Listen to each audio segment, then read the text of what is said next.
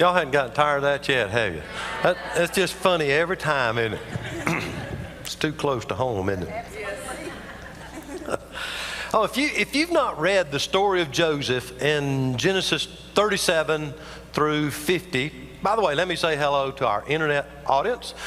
People literally all over the world that are joining with us and watching with us. And in fact, I was just talking with a man out in the lobby right now. They've just moved back. They'd been in Virginia, but he said he always watched us live on the internet. So a lot of people join us, and we always want to recognize them and let them know that we're mindful that they're there. If you've never read Joseph, read it. Genesis 37 through 50. I mean, it's a short amount of chapters, but it's just, I mean, folks, you can't make this stuff up.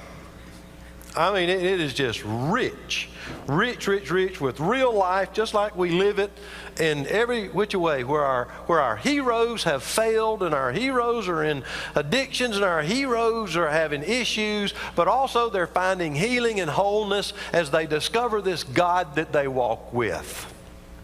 And it's a remarkable place for hope for all of us. Now, last week, we left the brothers of Joseph in a very difficult situation.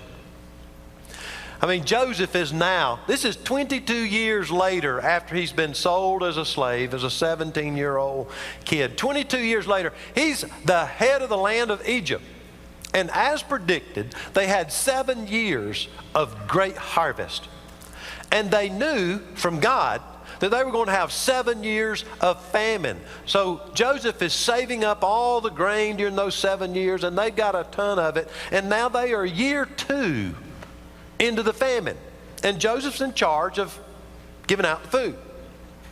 So the famine's hit everywhere too. It's hit up in Canaan too. And Jacob says to his sons, he says, I hear that there's grain down in Egypt. Go down there and get us some.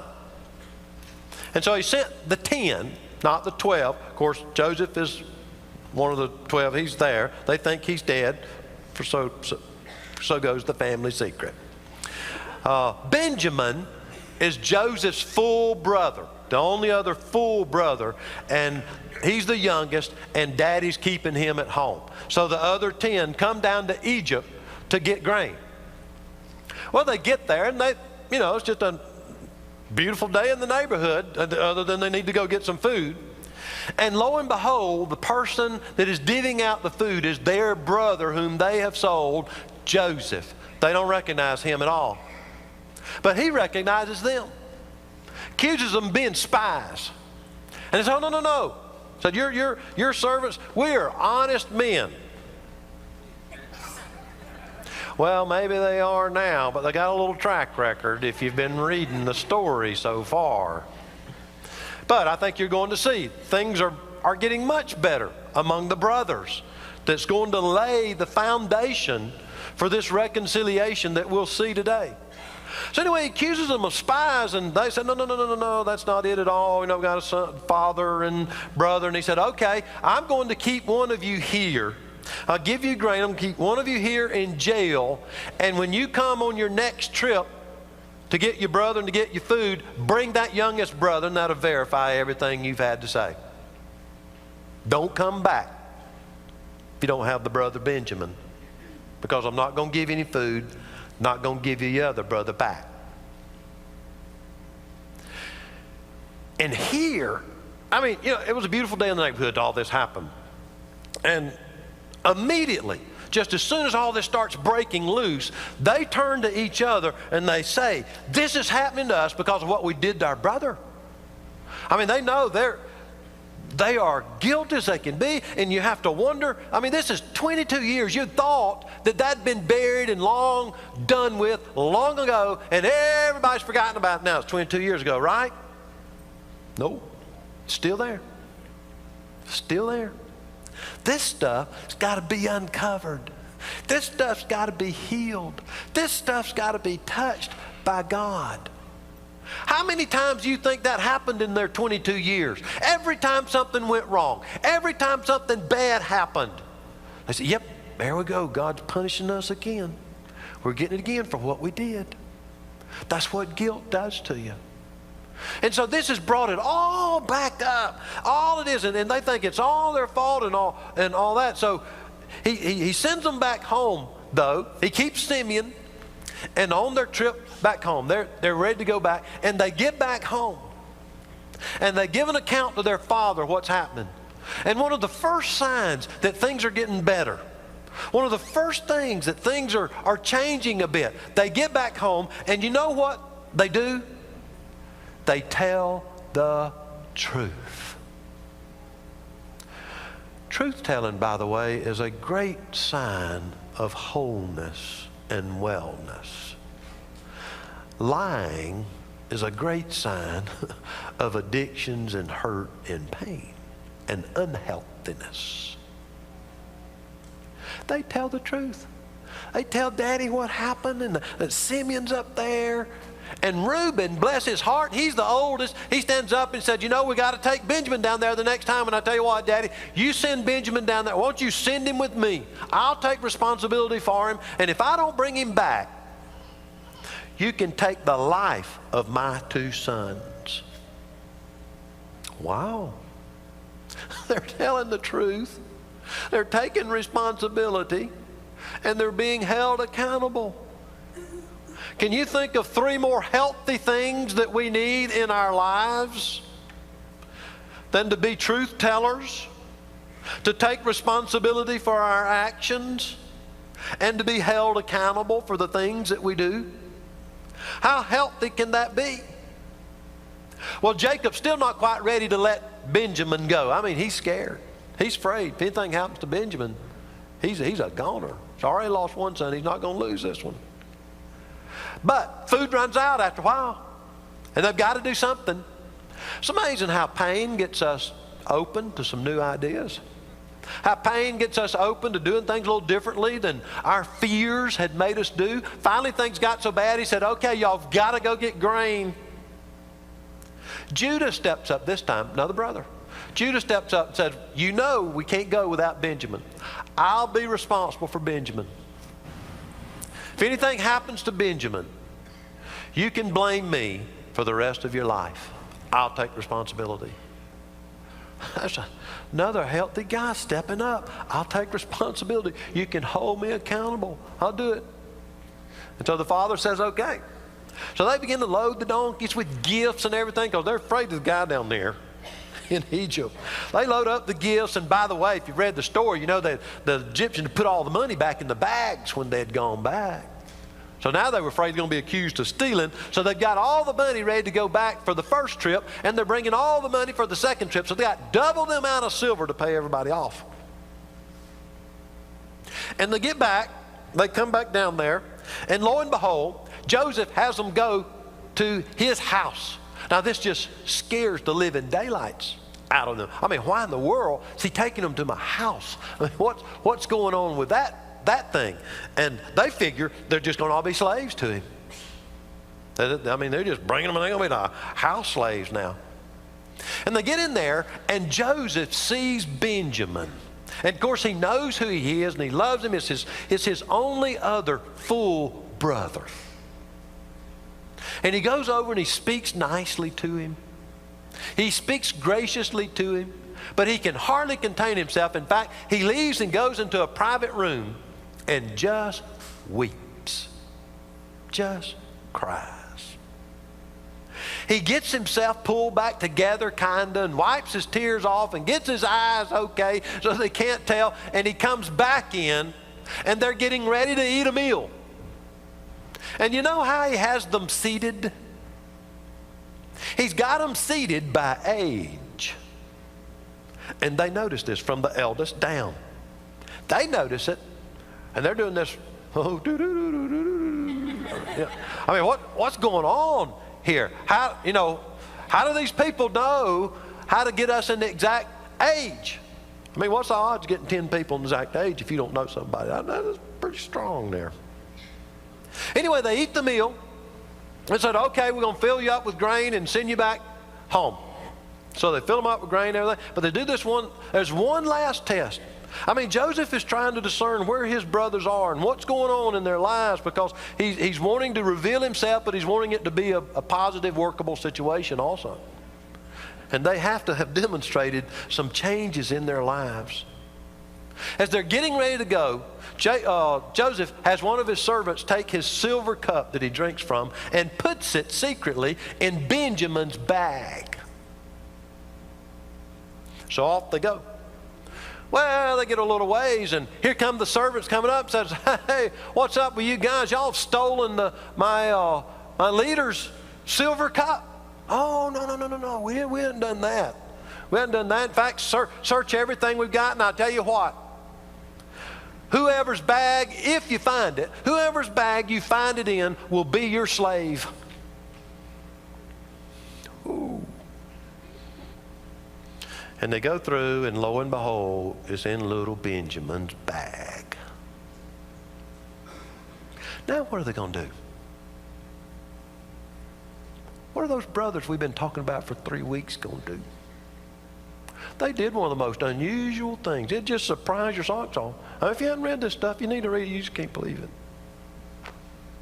They all go back with little Benjamin to Egypt. They all go back, and Judah stands up and basically says to Joseph, we are all your servants, and this one who had the cup too. They didn't leave him. They didn't sacrifice him. They didn't lie about him. They didn't, why'd you do that? It's a totally different response. And that really brings us now as to where we are and the things that we can learn as we're getting ready to come into this forgiveness stage and this reconciliation stage. First is to acknowledge our guilt. Judah, as I said, is speaking to Joseph. And in Genesis 44:16, he says, what can we say to my Lord? How can we prove our innocence? God has uncovered your servant's guilt. And we are now my Lord's slaves, we ourselves and the one who was found to have the cup.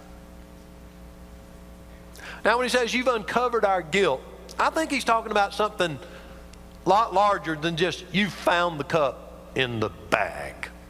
I think he said God's uncovered our guilt. I mean, all of this stuff has just stirred all this stuff, and it's just front and center. This stuff they thought was so old and so gone. But God has done this, has ordered the events of this life to open up this family sin and this family secret so that it may be healed and so that they can be reconciled with one another.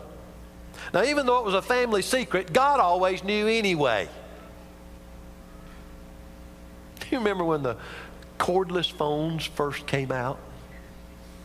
If you're old enough, they weren't very good on privacy.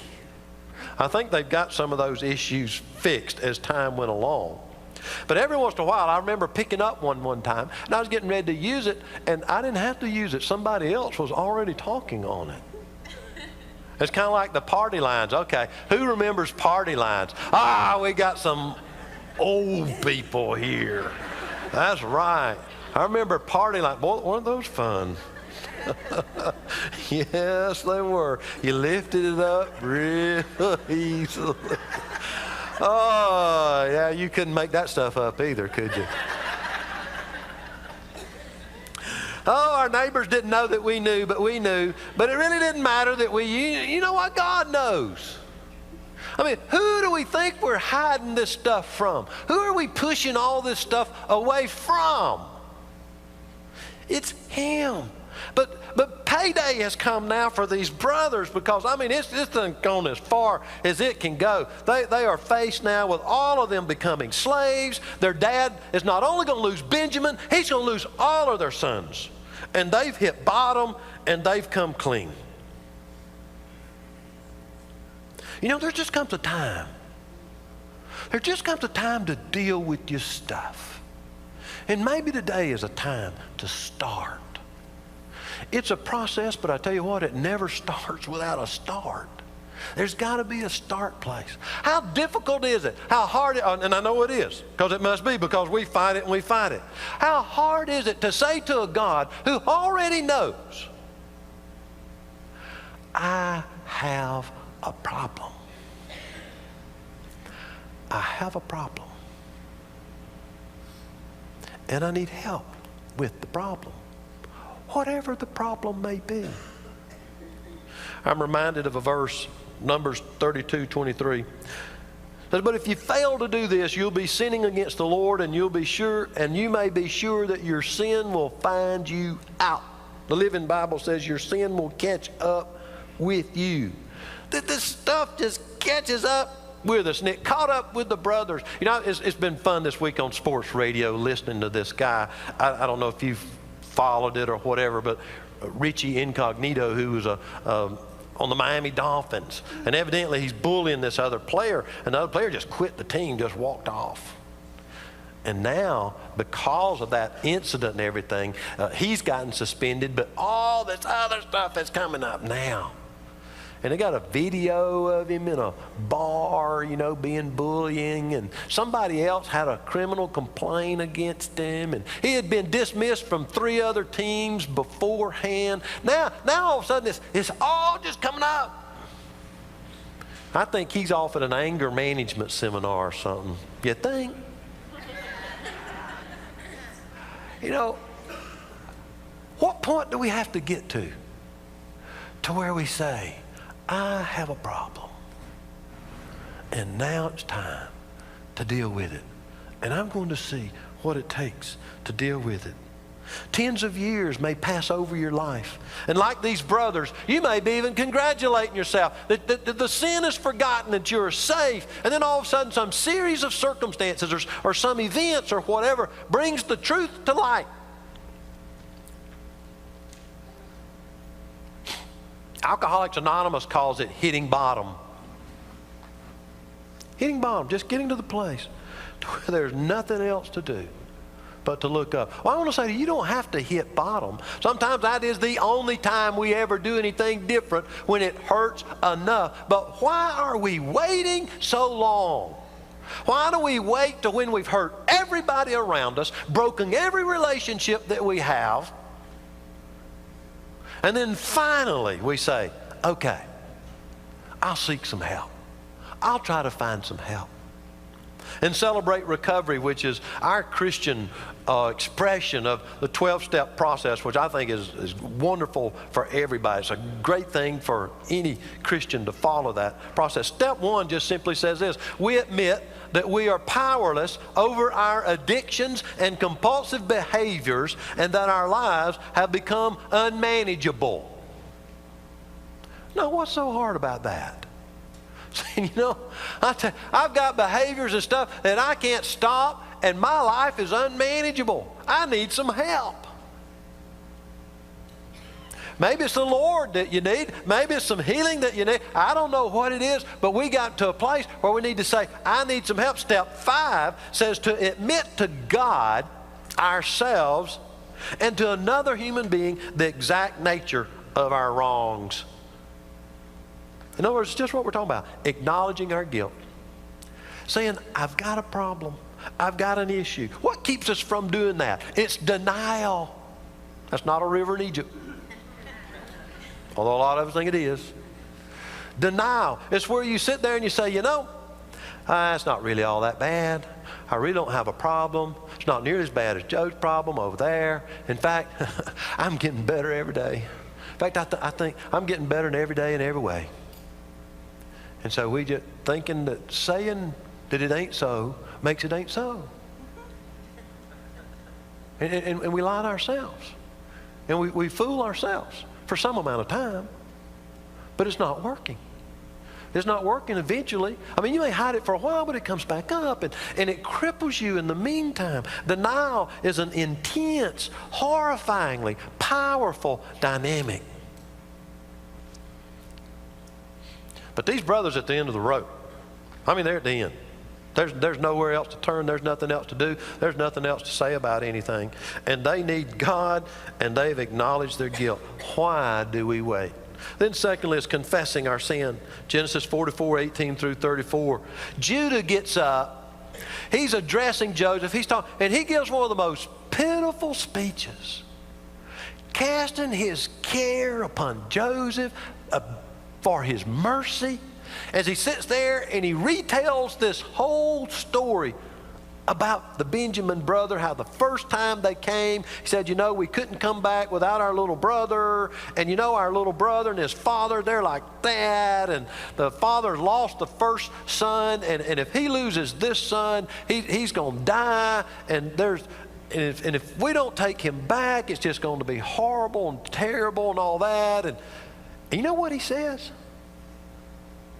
You wouldn't believe this unless you read this. He gets to the end of this speech. He's so concerned for his father. He's so concerned for his brother.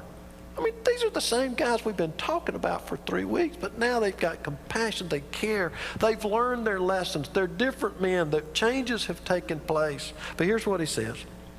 He says to Joseph, now please let me remain here as your slave in place of the boy. And let the boy return with his brothers. How can I go back to my father if the boy is not with me? No, do not let me see the misery that would come on my father. I mean, here he is. Here he is willingly choosing a life of slavery in the place of his brother, who, by the way, stole that cup, so he thinks. He's letting him go for his father too. Such a powerful time. You know, that's a good example for us to follow still too. I mean, there's no doubt about our own guilt. And we do much better appealing to God's mercies and with a broken spirit and a contrite heart. That's just what Judah is doing to Joseph when he does that. So now, when he does this, all of Joseph's concerns are met. I mean, the stage is ready now. I mean, all their sin is confessed, and the reconciliation is now becoming possible. His concerns that he had are accomplished. All the conditions are fulfilled, and there's nothing that remains to hinder Joseph from telling them who he is. They've come clean with God. I mean, they could have sold Benjamin out. They could have all gone on back to Canaan, but they care about their father. They didn't mistreat Benjamin, even though he had the cup. I mean, it's just a remarkable difference. And it prepares now for their reconciliation. And Joseph sends everybody out of the room except the brothers. And he says, I'm Joseph. I'm Joseph. And his brothers were not able to answer him because they were terrified at his presence. And he said, come close to me. He says, I'm your brother Joseph, the one you sold into Egypt. Now, do not be distressed and don't be angry with yourselves for selling me here, because it was to save lives that God sent me ahead of you. God has sent me here for this very purpose. So don't be mad at yourself about all of this. And he says, I want you to go back and get my dad. There's 5 more years of famine. Bring the family. Y'all all move down here and I'll take care of you. And then verse 14 of 45, he said he threw his arms around his brother Benjamin and wept. And Benjamin embraced him, weeping. And he kissed all of his brothers and wept over them. He kissed all of his brothers and wept over them. You know, I never saw it, as many times I've read that, I've never seen it this time the way I saw it, as I imagined what this must have been like at the moment. You know, it's one thing to do a group hug, isn't it? Group hug, you know, I mean, I'm Joseph, group hug. And everybody just gets together. But this wasn't a group hug. It says that he kissed his brothers and wept over them. You know what I'm seeing in my mind's eye? You know, after he goes to Benjamin and kisses him and cries over him, then he goes to Reuben and kisses him and he cries over him. Then he goes to Judah and he kisses him and he weeps and weeps and weeps. I mean, he does every brother like that. I mean, what a powerful time that had to be for him and for them.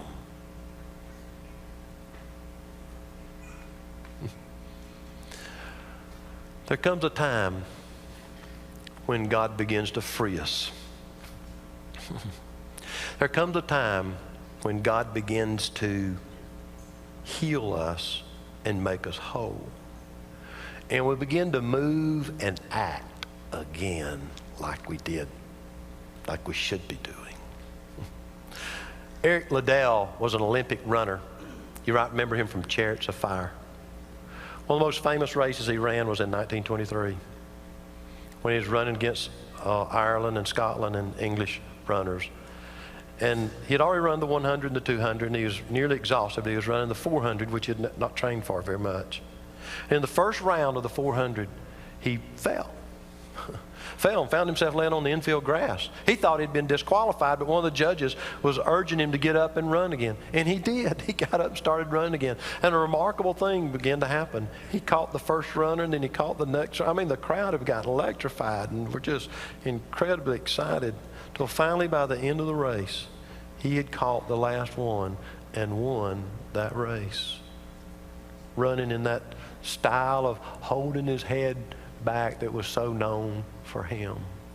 He ended up being a missionary in China. But the point I tell you about this is to say this. You know, we can't do much about what happens to us in life. And I'm not sure life is about what happens to us. Life is much more about how we respond. You can stay down if you want to, and you can stay on the grass if you want to, or you can get back up and start running again. Another picture of that comes from the movie Forrest Gump. I want you to watch. I mean, one of the big things, run, Forrest, run, you know. It's a 2-minute clip. I want you to see that. I'm not always sure when the point comes where the chains fall off and you start running. But I know unless we start the process somewhere, unless we start going down the pathway to healing and say, I'm going to start dealing with this, I'm going to find healing for this, I'm going to get resolution for this, it has to start somewhere. And somewhere along the pathway we find ourselves running the way God intended us to run and to live and to be. We've built 4 minutes into our worship time now for just prayer time, for just you to pray. You know, as I think about the people that are here, we're all one of two types, and maybe you're both. First type's Joseph brothers. Maybe you're someone who's done something horrible to somebody else, or you've hurt somebody else, or you've done, and you need to be forgiven before God for it. You need to ask forgiveness. Get that taken care of with Him. Maybe you're a Joseph here. Through no fault of your own, you've been hurt. You're the innocent party. But you've been hurt, and you've been hurt badly. But there's still healing for you too. Joseph ended up being the wholest, healthiest one in the whole group. He was the one that made the rest of the family be able to come along. And then all that can make reconciliation possible sometimes, not all the times and places, because some people who've been hurt no longer want to be in relationship with you, and that's understandable. And so sometimes we can't always make all reconciliation possible. And we do need to be careful about going back and digging up something that would be more harmful and hurtful to dig up. Maybe it just needs to be dealt with within. I don't know, wisdom just always needs to be done with that. But right now I'm just talking about getting on the process of starting healing and asking God to forgive you. And maybe you need to forgive somebody else, somebody that's wronged you. Forgiving doesn't mean to say that what they did's okay. Forgiving doesn't mean to say that that's all right and that you've forgotten about it. What it means is you let go. You've turned loose, and you're letting God take care of that issue in your life. And you're allowing Him now to start healing you. Forgiveness is something you give yourself. It's a gift that you give yourself. So let's spend 2, 3, 4 minutes here in prayer. There are some people in the back. I want y'all to turn around. You people in the back, wave your hands like that. Turn around, see them waving their hand. These are people who are willing to pray for you. If you're here and you'd like to go, somebody just to pray with you just a second and have a word of prayer with you, that's what they're standing there for during this time. So let's pray. Thank you for listening to our message today. I hope that you've been inspired to act upon what you've just heard and become a doer of the Word. Feel free to contact us through the information on the screen or through our website. Better yet, if you're ever in the Niceville, Florida area, feel free to stop by and visit us at the Niceville United Methodist Church.